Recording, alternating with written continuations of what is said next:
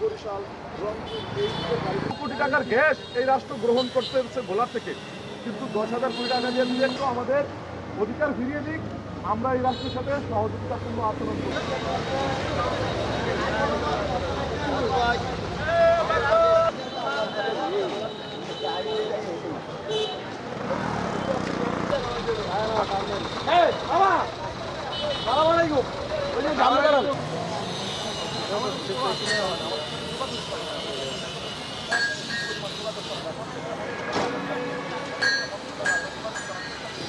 চালো রে চালো, আগুন জ্বালো, সফল হোক সফল হোক, আজকের অবরোধ আজকের অবরোধ সফল হোক। না চলবে না, ভোলা রুটে যানবাহন ভোলা রুটে যানবাহন চলবে না, চলবে না।